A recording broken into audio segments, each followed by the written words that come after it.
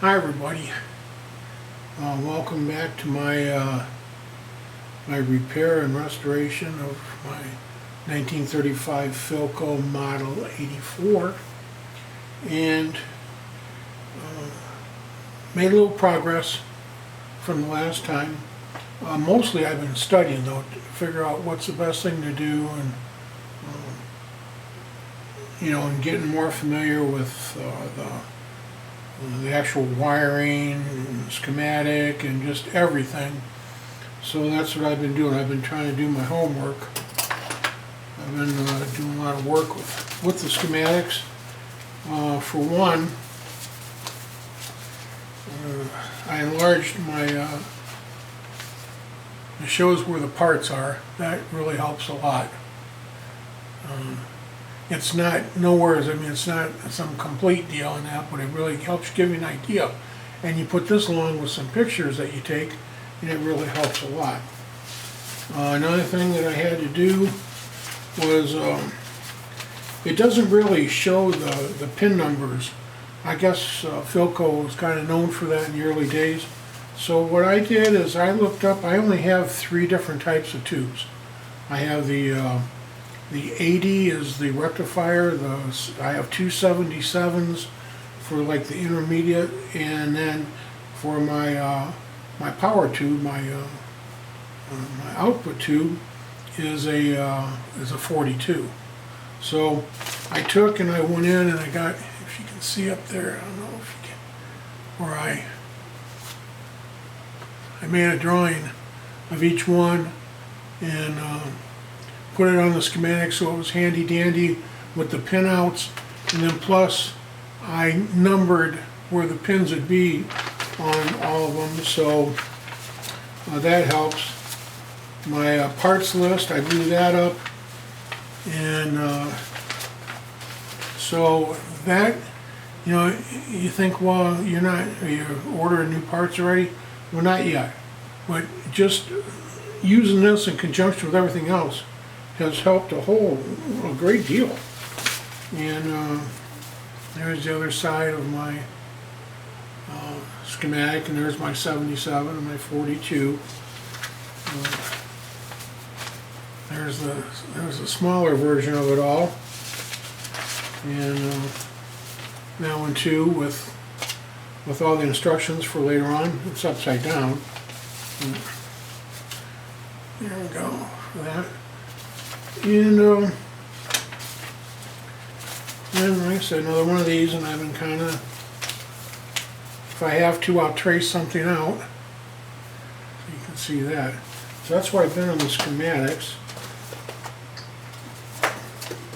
And if you notice here, see if, I hope I'm not, the light thing is like a real deal. I took the tubes out originally, and speaking of the tubes, my my little tube tester that I have won't test these kind of tubes. These are too old, and the one I have is like a small little, I think it was used by a lot of students and that. But anyway, so that's another thing I got to work on. I got to be able to get a good tube tester that will not only do all the other more newer tubes, but these as well. And you can see I've got, I am moving on this stuff. Now let's look at underneath here. And I'm going to use my other camera too, my phone camera, to see if I can get some shots that might help better. In there. I'm not sure how well that's going, but anyway, you'll see I've been kind of busy in here. I've been working on those blocks, and I have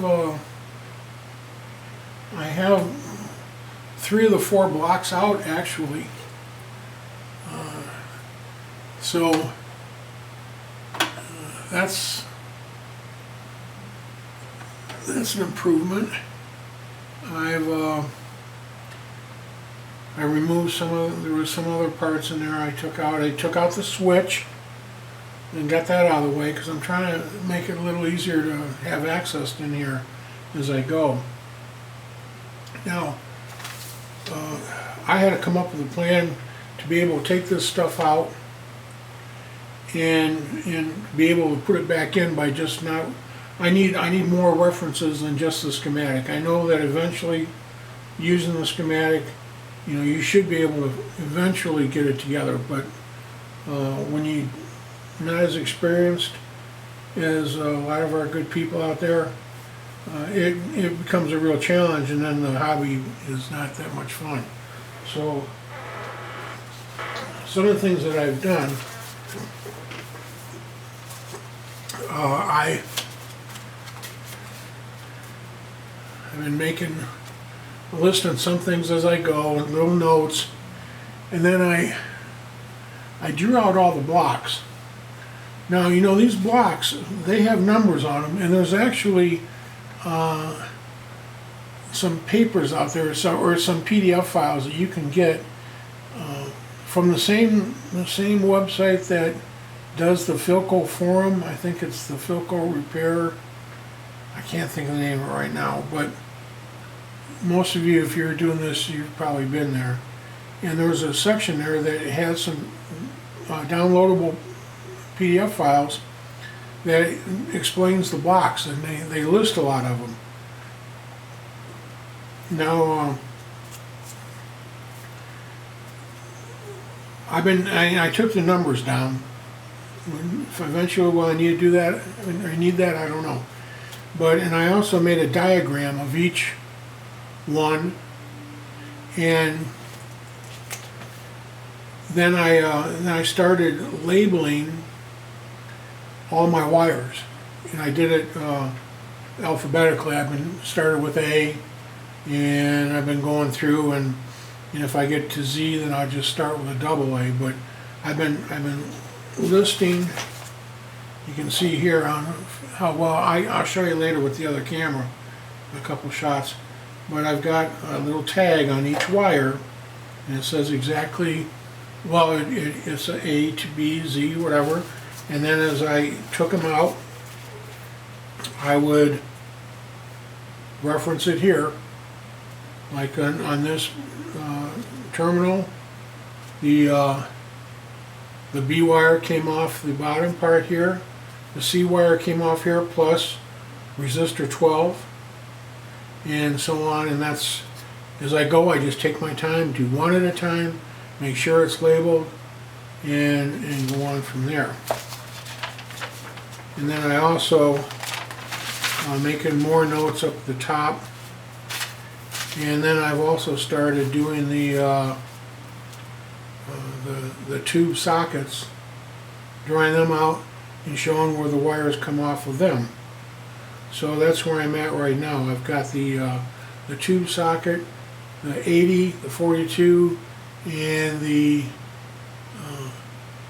antenna transformer. I've got those, and I'll be, as I hit the next ones, I'll list those too. And that's what I've been doing so far, and it's working for me really well. Now, let me see. Let me get the phone camera going here, and I'll see if I can take some close-ups. And I didn't want to.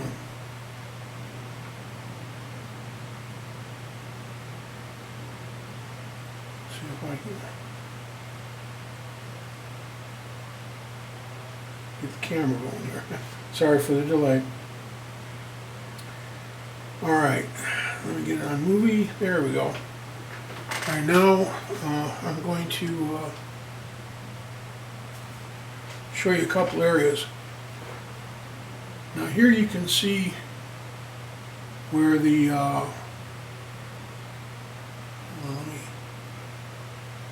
okay, there we go. You can see this is where the wires come out from the transformer.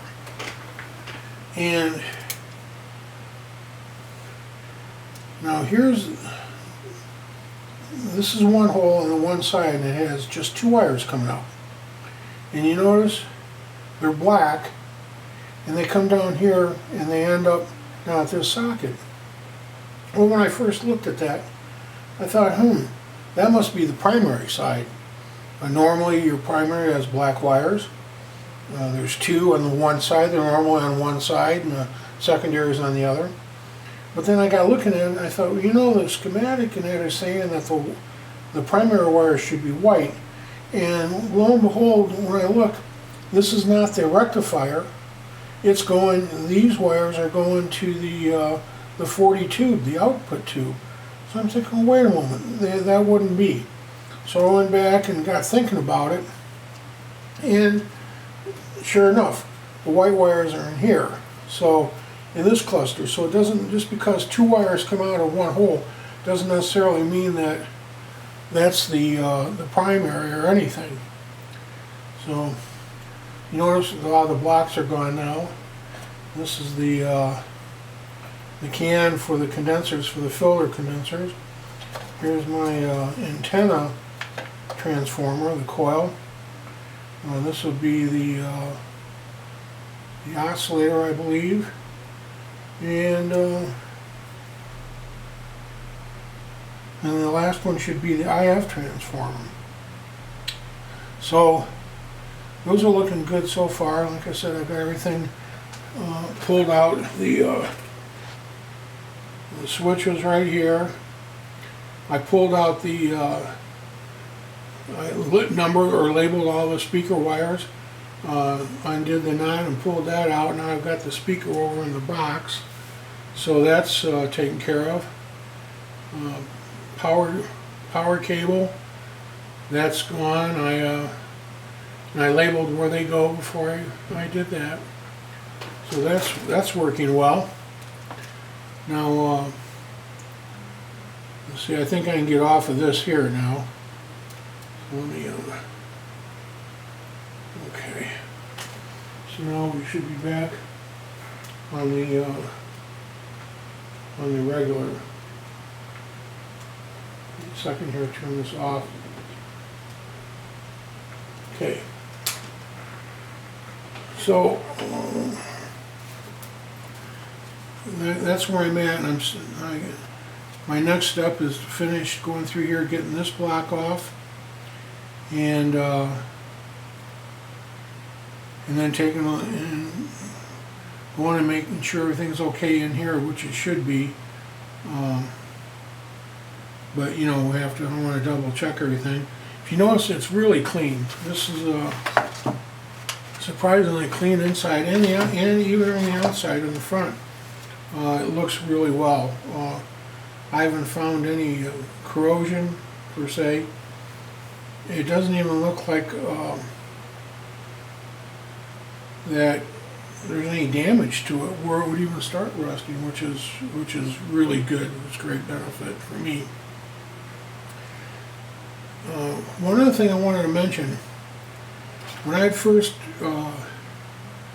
started looking at the transformer wires, there was a lot of this gunk and stuff that was on them, and it was almost like black, and it was like greasy, dirty. I don't know exactly what it was, but it was nasty, and it was hard to see the wires and see what, you know, is there a color on them? They're pretty well faded, but I mean, this, you could hardly tell anything. So I tried something different. You know, a lot of times we use that GoPro. A lot of people use GoPro to do the cabinets, redo the cabinets. And most all this hand cleaner stuff, it's all made the same. It all works about the same. I'm using, I've got the Permatex here, and it's, you know, it's the same white gooey stuff. And I thought, you know, I didn't want to put a liquid to try to get that that nasty grease stuff, whatever it was. I didn't want to use a liquid because of the cloth around it. I did not want the liquid, whatever I was using, to wick down into the transformer. So I thought, well, maybe that, you know, because I've used that hand cleaner for a ton of different things, and it usually does the job. and it's, you know, it doesn't hurt anything. So I took one of these. This is one of those cheap flux brushes that you can get. It's not real hard, not real soft. You can get them handfuls for like $1 at most your, you know, Home Depot and Lowe's and all that. So anyway, I took and dipped some of the, dipped into the hand cleaner, and I went and I just kind of brushed in here. And that's it for a little bit. And then I cleaned this off. And I went back and just started trying to brush it off, taking my time, cleaning what I could. And son of a gun, it worked great. It really worked good. And like I said, a lot of these, they've lost their color, but I can handle it now, and I'm not, my hands aren't coming out all dirty and grimy. And it just worked fantastic. So that, you know, that's something you might want to try. You know, you never know. I had that, and I wanted to show you guys that. So that's kind of where I'm at the moment. I've been really watching a lot of other videos. I've been watching some of John's when he was doing some Philcos. I was Bob Anderson's. I was watching his. I was just going through a lot of videos and looking up in the past and trying to watch some videos of radios, preferably Philco, preferably in the, you know, 34, 35, 36, 37, around that area, around the same time thing, and just kind of check it out and see if it'll help me, and it really has. You know, you get, if sometimes when we're not on a project and we see all these different great videos and they're really fun to watch and they're, you know, you learn a lot, but some of it you learn it, but then it's kind of put in the back burner because you're not really using it at the time, and you have a tendency then to, it's not fresh.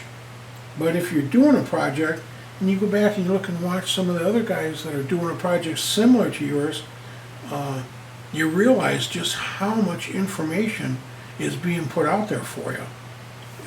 And with my brain anymore, the fresher the better, because things have a tendency to wander off. So, but anyway, that's where I'm at right at the moment. I just wanted to give you an idea of what's happening with it.